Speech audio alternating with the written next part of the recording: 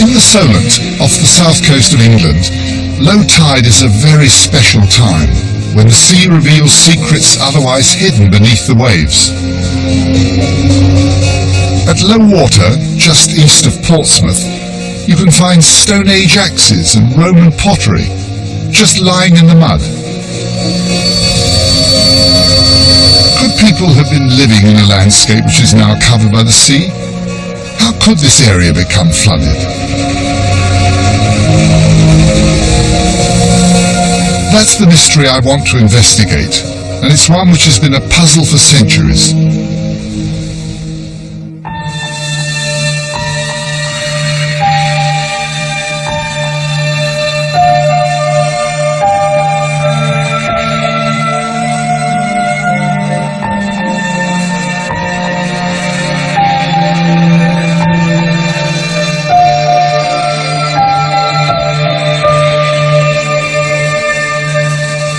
I wanted to see for myself the most recent find here in the Solent. It's in Langstone Harbour, not an easy place to navigate at low water. A series of channels run from these small islands, and it's one of those we have to negotiate to reach our destination. The water's very shallow, and we're going to have to switch to another means of transport to get there. With limited time before the tide came back in, I was glad to have a guide. Arthur Mack has been a fisherman here for 40 years, and he's found many of the ancient artifacts that have turned up on these sands. But nothing that Arthur has uncovered here compares to his latest find. He showed me the remains of a hollowed-out log boat embedded in the mud. There, that's it there. Now you can see it. This is the bow section. Yeah. This here is shaped out the edge. You can see marks of the edge there. So they've cut it out and hollowed it out. It's going down on quite an angle, going down into the mud. Right. Have your hand down under there. You can feel the shape. So that's the outside. That's the outside of the actual log boat. Yeah. And what date is this? Do we know now? Well, we took a piece of the timber back, which was broken here, to get it carbon dated. Yeah. 410 AD to 460 AD. So it's a Saxon. It's a Saxon boat. But it wasn't just a boat that the Saxons left here. Across the mudflats, more remarkable traces of wood have been found. Look at these. It turns out that these could be sheep pens, the remains of a Saxon farmstead. Hurdle there, as you can see. It seems that 1500 years ago, people were farming on a site which is now just a stretch of tidal mud. Yes,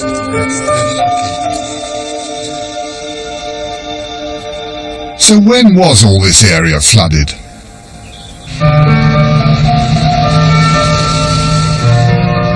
To find out more, I needed to cross the 3-mile-wide Solent to the Isle of Wight, where archaeologists have been investigating this lost landscape.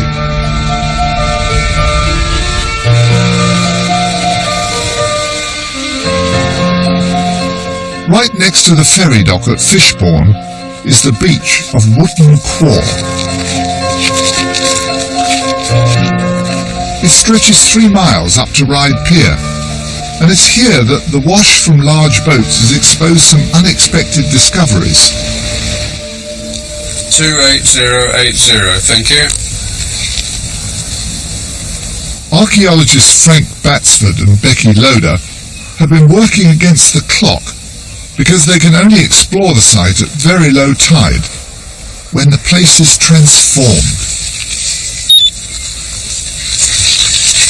It's quite wonderful. I arrived here yesterday afternoon, high tide, and this magic landscape is revealed now. Yes, especially when the low water goes out as far as it has done today. What have you been revealing here? What is this? Well, at the moment we're measuring a medieval post alignment which runs parallel along the shore here. They're quite substantial, as you can see. Substantial posts. What date's that? This is about AD 1400. Right. Yes. Frank showed me the remains of another line of posts from the same period. evidence of some major medieval construction. I wanted to know just how far back people had been living on this now drowned land. Becky had part of the answer. She showed me a range of objects that have been found here from completely different periods of history. What is that? This is actually a shoe, which dates to the early 17th century. Good heavens, you can see the texture on the leather perfectly there. That's right, it's in extremely good condition. One of the advantages of working in the intertidal zone is that things that wouldn't normally survive on dry sites actually do survive. It's kept wet, and I suppose the mud's got no oxygen in it. It doesn't rot away. So where did you find that? This was found just over there, near where the ferries come in. Yes. And what's this lovely thing? This is a Viking Age pin. Beautiful, isn't it? It's probably a cloak pin. We think these sort of pins were made in Dublin. Becky found the Viking pin further down the beach towards the sea. And still further down, this much older Roman dish. It seems that the further you go out, the older the objects you find. Now this is going back to another sort of technology. What are they? That's right. These are the earliest finds that we've made on the beach. And this sort of thing is like a Swiss Army knife nowadays. You could have used it for digging, possibly cutting trees, a variety of uses. I mean, these tiny blades, I mean, that is really...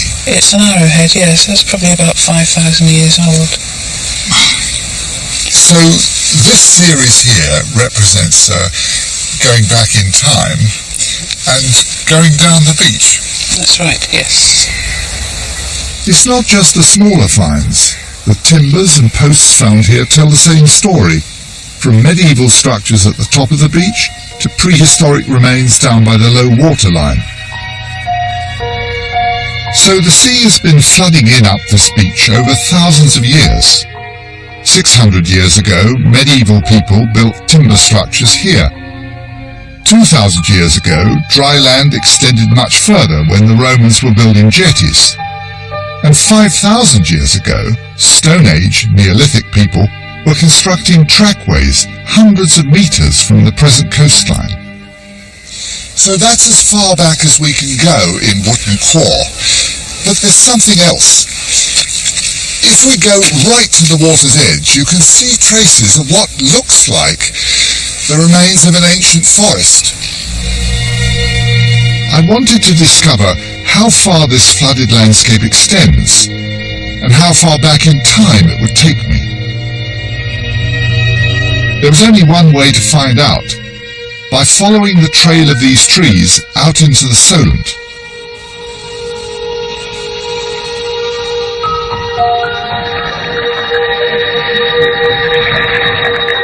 Divers are exploring an area off the northwest coast of the Isle of Wight. Perhaps they could help fill in a lost chapter in the ancient history of the Solent. Down here, they've been collecting samples from a submerged forest.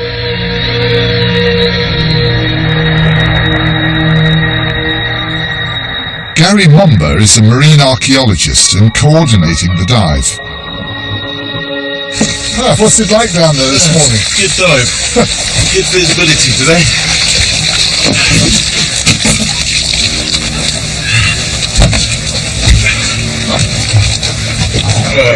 What do you see when you're down there? What's the landscape like down there? Well, it's quite a spooky landscape, really. It's dark. The ground's all covered in peat. It's all black. And loads of trees lying on the sea floor. This is an example of a tree that was removed a little while ago. And you can see the size of these beasts down there. I mean, this is a forest tree, isn't it? It is. Some of these measure about 14, 15 metres long, and they're lying in this basal peat deposit, which is the old land surface, and it will be the extension of the land surface that you saw in Wootton Hoo going underwater. Now this looks like oak. It is, yes. And how old, roughly? This is about 8,400 years old. You can see how well preserved it is. It's astonishing. I mean, the bark completely fresh. how was it lying? This is a horizontal trunk lying on the Lying on the seabed, something like that. Yeah. The actual seabed comes up to about this level here, and then we took a chunk out of here with the chains.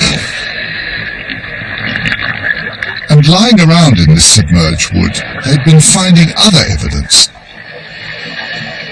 I know what else you've found down there are these marvellous flakes. So, I mean, there are people down there. There were people down there. Yes, and that's what makes this site so special. What we have here are indications of occupation found beneath the peat deposit, so we can date that peat deposit, which we have at about 8,200 years ago. It's a flint nodule from which flakes have been made, little sort of tools, sort of razor-sharp tools, have been taken off, and these little tools would have then been used by the chaps that lived on the site. And you can get a real gradation of dates down there, can you? I mean, the lower down you go, the further back in time one's going? Exactly. It's like a wooden call. You're walking down the beach, you're walking back in time. The deeper you dive here, the further back in time you go.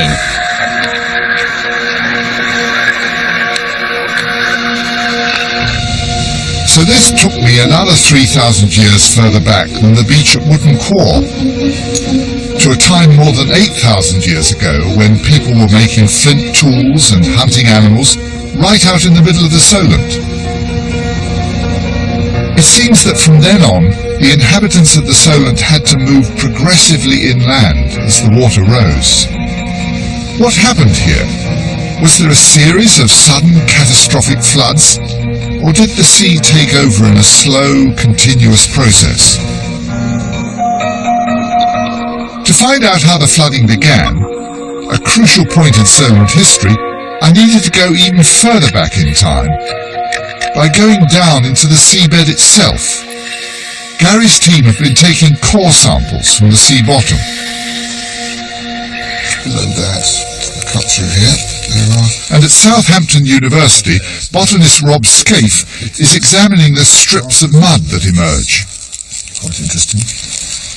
Within the few hundred years that this core represents, he was looking for any sign of when the water started coming in. So this core reads us back in time. This is the youngest deposit, that's the oldest. What can you deduce about sea level changes from this core? The changes in this profile are actually very good. It's one of the best profiles we've had, and the changes are quite subtle. The very oldest part of the core here is the bottom of the sort of sediments that were building up. Before that, it was dry land, so obviously we haven't got any sediments. The conditions weren't right for them to accumulate. So what sort of date are we talking about there when it was last dry land, put it that way? From the radiocarbon dates we've obtained from a number of the different profiles, we know that it's about 8,500 years ago.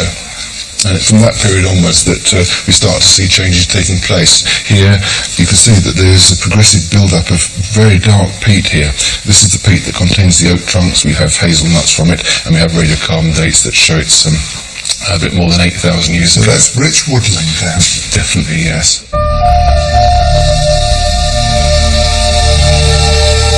This confirmed what Gary's dive team had found.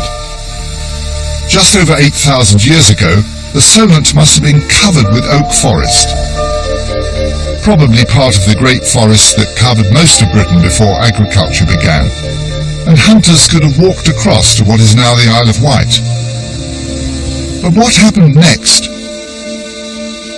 Further up here, things started to get quite dramatic, and it changes to a very fine-grained, silty clay.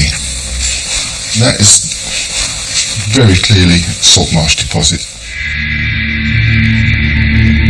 So over just a few hundred years, the oak forest must have been gradually submerged in a great flood.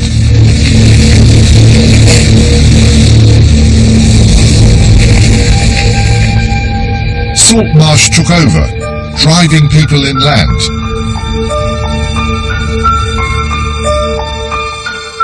It was the beginning of the stretch of sea which we now know as the Solent.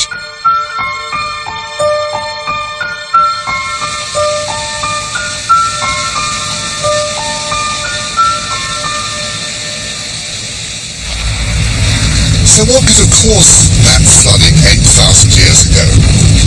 Well, we know it was a time when enormous amounts of ice were melting at the end of the last glaciation. And in fact, there were floods all over the world. Here, the Isle of Wight finally became an island, and the Needles and the chalk cliffs here are all that's left of the land bridge that once joined it to Studland Bay in Dorset. You might say this was Britain's version of Atlantis.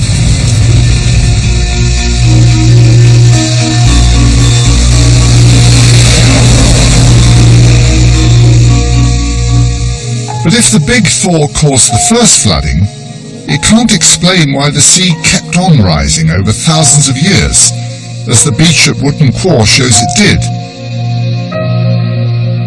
The mystery is, what caused the flooding to continue?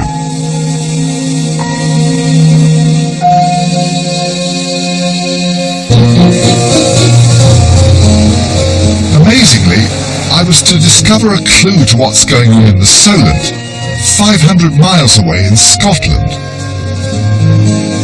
I contacted an expert on sea level change, David Smith, Professor of Geography at Coventry University.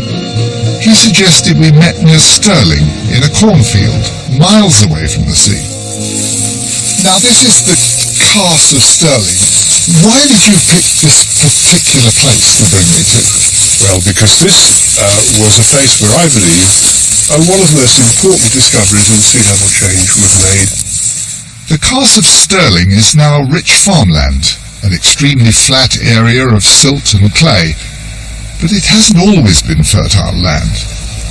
In the 19th century, parts of it were extremely boggy. It was the draining of the land that revealed something extraordinary to Thomas Jameson, a farm estate manager and amateur geologist. In the middle of the 19th century, about 1865, Thomas Jameson came here when they were draining the area, and he made a discovery which gave him the idea, this is it. What have we got then?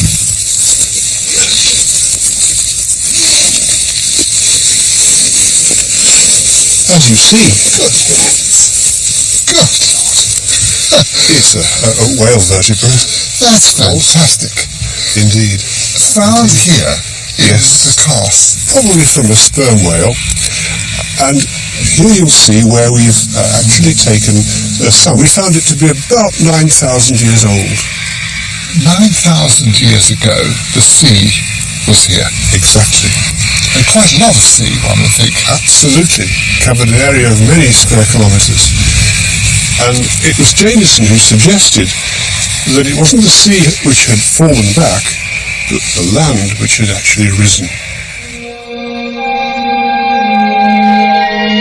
Thomas Jameson had made an astonishing leap of imagination, suggesting that it was the land moving up and not the sea that was moving down.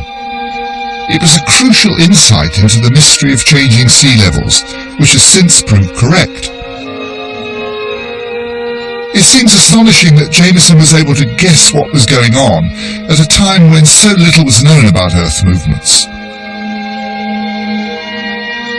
He even worked out a possible reason why the land had moved up. David took me up to Stirling Castle to explain. Wow!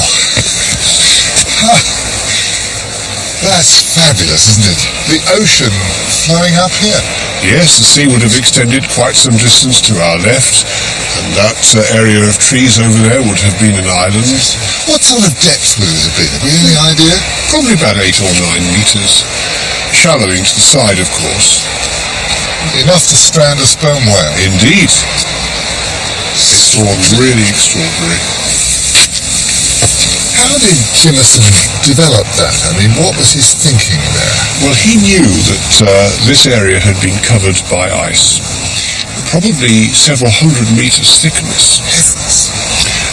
And of course, he believed that that ice had compressed the Earth's crust beneath it, thus pushing it down, but that when the ice melted, the crust expanded and carried upwards. This colossal weight Yes, yes. pushing down the crust and then it recovering. Absolutely.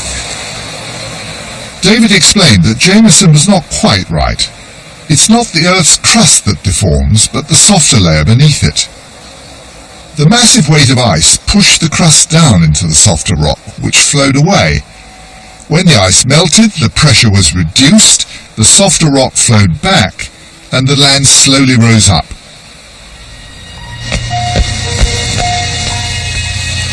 So whilst the Solent has been flooding, Scotland has been rising out of the sea. The picture was getting even more mysterious. It's hard to imagine creatures like this swimming where there's now dry land in the Castle of Stirling, but this skeleton in the Royal Museum of Scotland gives you some idea of what Jameson's whale was like. Drowned forests in the Solent, whales swimming where there's now dry land in Scotland, and the earth moving. What was the connection?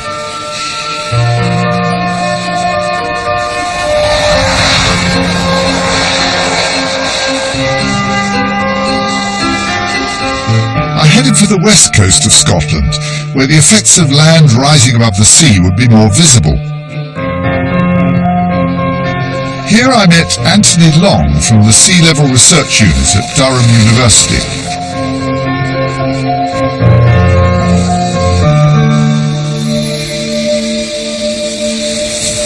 This is a most magnificent piece of rock, isn't it? A sea arch, a natural arch.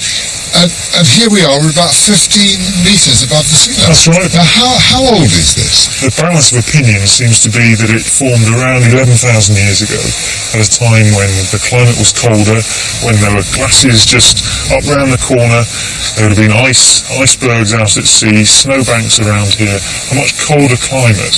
And that cold climate would have encouraged weathering to take place of this rock and promoted, together with the actions of the sea, the formation of this beautiful natural arch. Just as the ice melting caused the uplift of the Castle of Stirling, so this extraordinary sea arch has been raised high and dry. And it's so clear here. I mean, we're going down from the old shoreline right down. The sea's well below us. That's right, and we're effectively walking through time from Yes. 11,000 years ago, coming as we drop ever closer to the present day. With the help of his computer, Anthony showed me just why this area reacted so much to the disappearance of the ice sheet. It's a map developed by Kurt Lambeck, which nicely shows the distribution of ice, as well as the thickness of ice around 22,000 years ago, when the ice sheet was at its greatest extent. And it shows that the ice sheet was at its thickest close to where we are here, on the west coast of Scotland. But the map also shows that there was no ice over the south of Britain, and this proves to be the link between what was going on in Scotland and the Solent. It seems Jameson only got half the story when he described the effects of ice melting and land rising. It wasn't just Scotland where the earth moved. Anthony explained with the help of his water bag. If we go back to around 22,000 years ago, at the height of the last ice age, Think of a kilometre of ice sitting on top of Scotland here. kilometre of ice that's on this land. Now, if you think about this as being the Earth's surface, and my fist is the ice, so the ice put a great pressure on the Earth's surface and actually caused the land to sink. Now, when we came to the end of the last ice age, climate warms, temperatures warm, and the ice melts. And as the ice melts, so that load is taken off the Earth's surface. And as that load is taken off, so material which had been squashed out to the peripheral areas of where the ice had been previously flows back in. So you get a kind of rebound effect. That's right, and that rebound is greatest closest to the former centre of the ice sheet, where the heaviest load was. If we go to areas some distance away from the ice sheet, say for example down to southern England, there, if anything, we have some sinking of the land taking place as this material flows back in towards the centre of the ice sheet. So that was the secret. The huge weight of ice had pushed Scotland down, but tilted the southern end of Britain upwards. Then as the weight came off, the reverse happened. Scotland started rising, and southern Britain sank back down. Geologists even have a name for it, glacial rebound. I finally understood what happened in the Solent. After the first great flood caused by the ice melting, the land started sinking and the sea flooded in still further. At the water's edge, plants which flourish in salt water took over, trapping sand and mud to create salt marsh, and that salt marsh has been gradually moving inland. Botanist Rob Scaife took me to Keyhaven, just across from the Isle of Wight. This must have been what the first marsh looked like. I mean, this is very typical of the kind of salt marsh which we had at that time. Same plants growing. Absolutely. Yes, you have all the same sort of plants now as you would have had then, and we find the records of those in from the seeds and the pollen grains that we find from the sediments. You're mirroring what we had in the past. Would people have been able to use the salt marsh, or would they have retreated when they, as the sea encroached? You can imagine people are not going to live on these marshes. They would have lived on the dry land with their encampments. As people moved progressively inland, the salt marsh would have been valuable, serving as a protective barrier against storm and tidal surges, and providing access to the sea for fishing and fowling.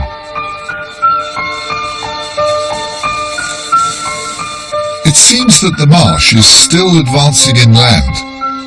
So is glacial rebound still going on? Anthony Long is investigating, charting the changing coastline, and the mystery is still unfolding. The land is still sinking at about 1 millimetre per year. That's an echo, if you like, from the last ice age. On top of that, we've got climate change causing sea level to rise.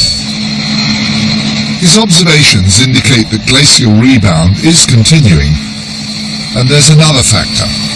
With the effects of climate change as the Earth warms up, the remaining ice sheets continue to melt, and the sea level is still rising.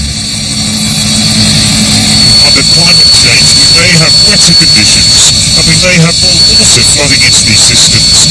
And if you get a combination of high tides, lots of water coming off from the mainland, that can aggravate the situation further.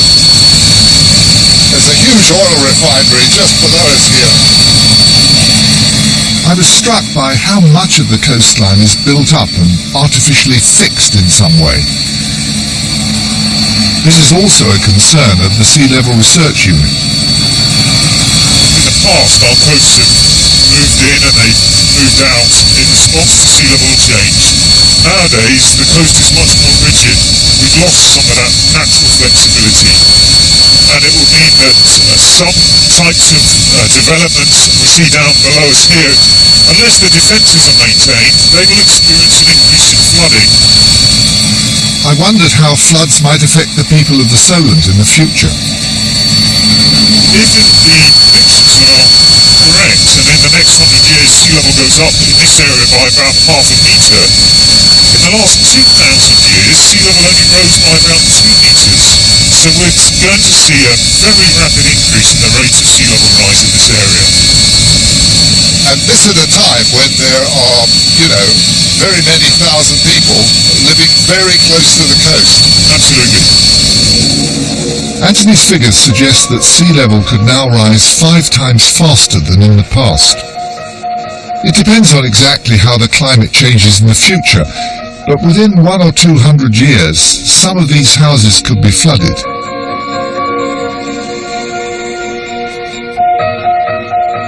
The Solent landscape has developed in response to continuously rising sea levels, as first the melting of the ice, then glacial rebound, pushed the inhabitants further and further inland. These salt marshes have always protected the land. Just as here now, they're serving the same function, protecting that village over there. But all the signs are that the sea level is still rising. And eventually this marsh will go and the water will be lapping at the doors of those houses. It's a mystery as to when that will happen, but one thing is certain.